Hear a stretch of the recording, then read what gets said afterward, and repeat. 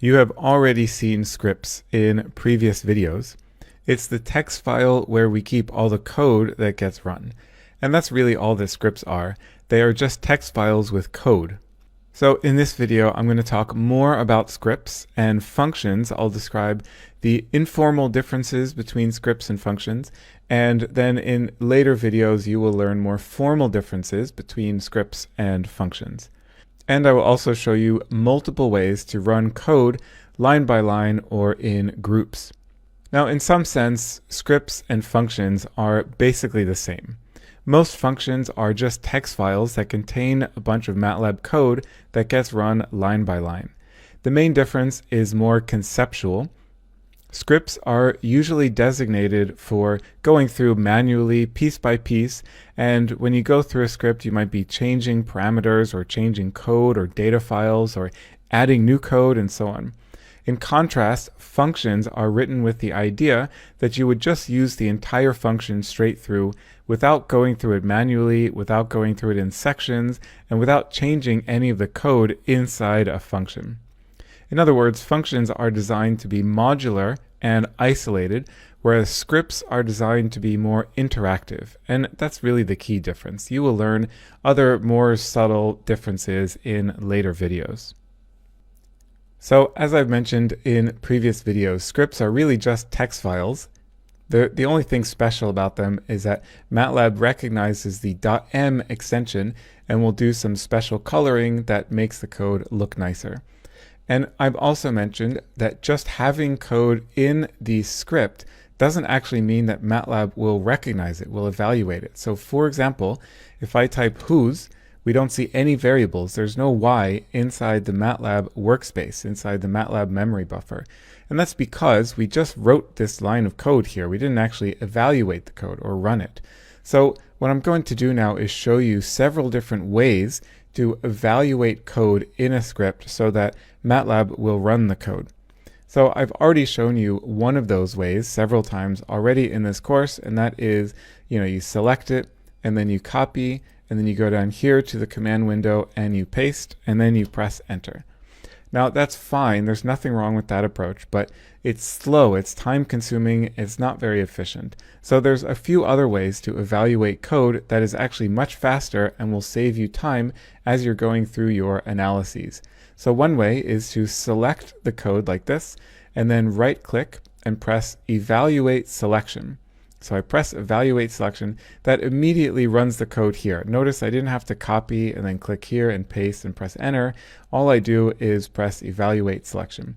Now there's also a keyboard shortcut for this. It is F9 on the keyboard. So I can select the text and press F9. Now, if you are using a Mac or a laptop, you might have to use a different key, or you might have to use, for example, laptops often have a function key that you have to press at the same time. So you have to figure that out, but there is a keyboard shortcut that will allow you to do this. And that works for multiple lines as well. So I can say x equals 3, and then I can select multiple lines and press evaluate selection. That runs all of the code that I've run. Now, one thing you have to be mindful of is that when you press evaluate selection, it's only going to evaluate the text that's selected, not the entire line.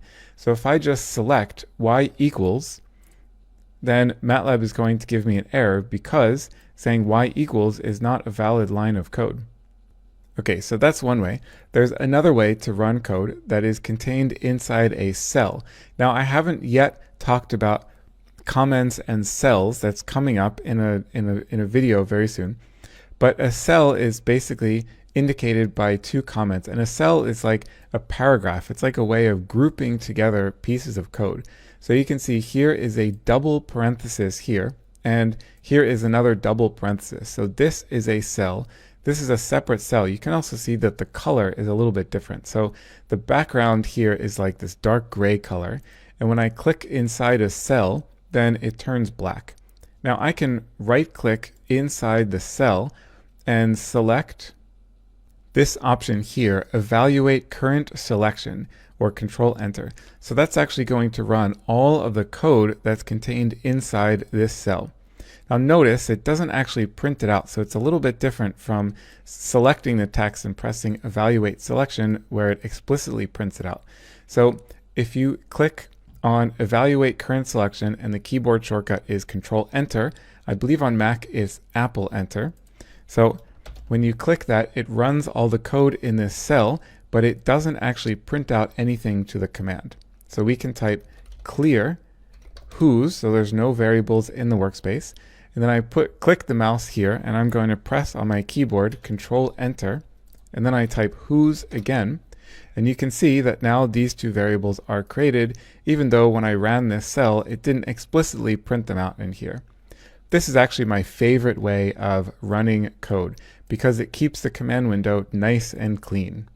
All right, and then just to show you, you can also get the same effect if you click on Editor and then this button here, Run Selection. So that's going to run only the code that's in this cell.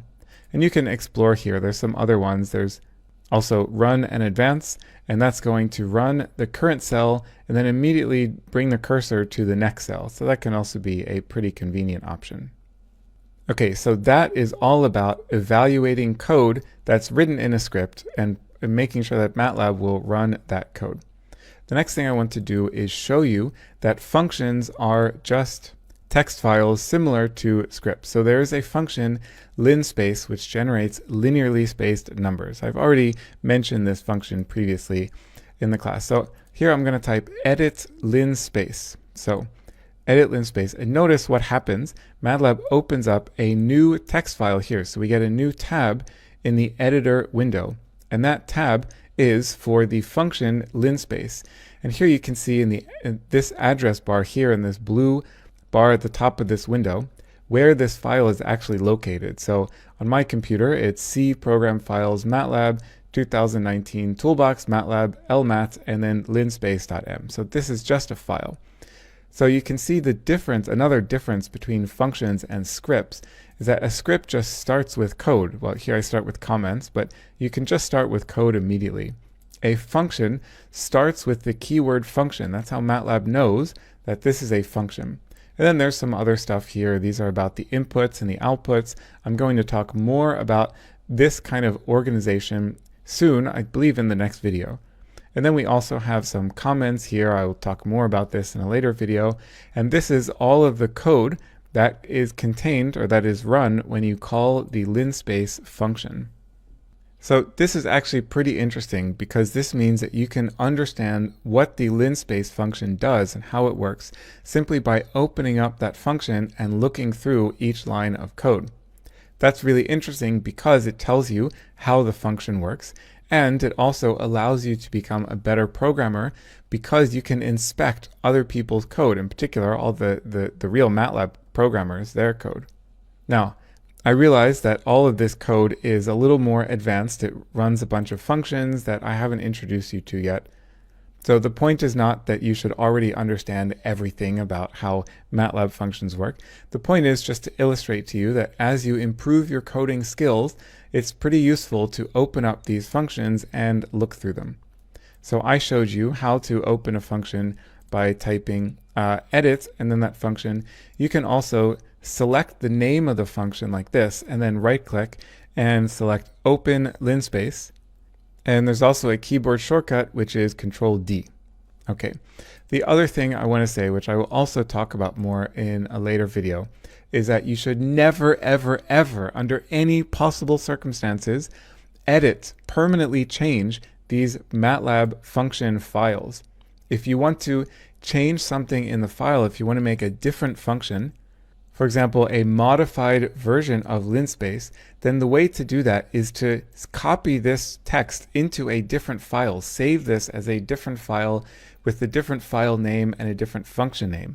That way you're not going to interfere with the way that these MATLAB functions are designed to work. So changing these functions permanently is likely to just break MATLAB and also prevent you from being able to share your code with other people.